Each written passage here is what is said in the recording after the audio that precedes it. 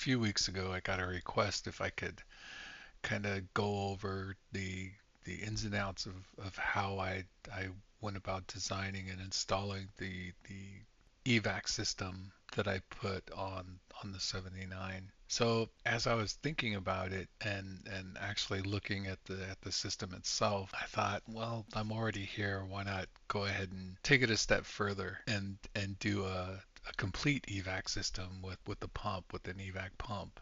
So I went ahead and did a bit of research and I ended up going with the aerospace components. The reason why I went with aerospace components is because you see them on motors in the dyno room and on race cars. So from my research, I saw that they were widely used. So I figured, well, let's do this. And looking at the components, I mean, they're nice. They're quality build. So I felt it was a no-brainer. Not to mention that the people at the company are very cool and they added the beginning of the year discounts to my order even though I didn't check it.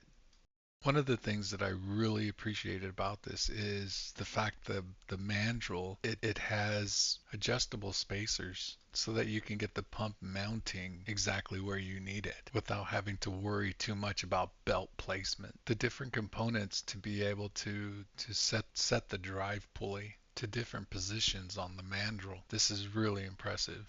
So I tried looking online and seeing exactly how this worked, and I really didn't see anything on how easy it was to adjust the depth of this pulley. You can see here the quality of and precision of the product. So needless to say, I was sold on it and I couldn't wait to get started. After doing a few preliminary measurements, I wanted to make sure that the pulley itself, the mandrel, would fit. There wasn't going to be any binding, any type of irregularities when I tried to put this on my existing system, as well as catch any mistakes that I'd be making before it gets too far.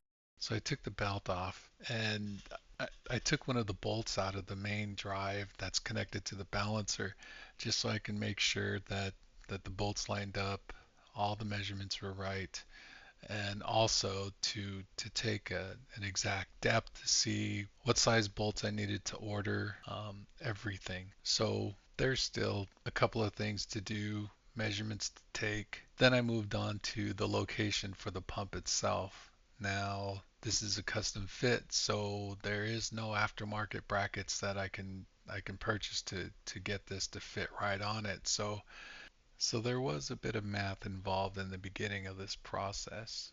And once I got a good idea of where it would be placed, I went ahead and made some cardboard templates. Now I'm not going to get into all of that on this video, but I am going to make another video of creating the templates, building the templates. I'm going to go ahead and make the backing plates out of aluminum. We'll get into the mounting of the system.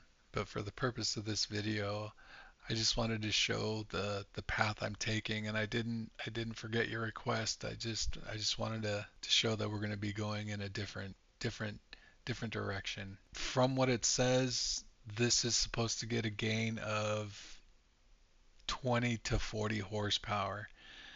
Well, let's cross our fingers and see what happens.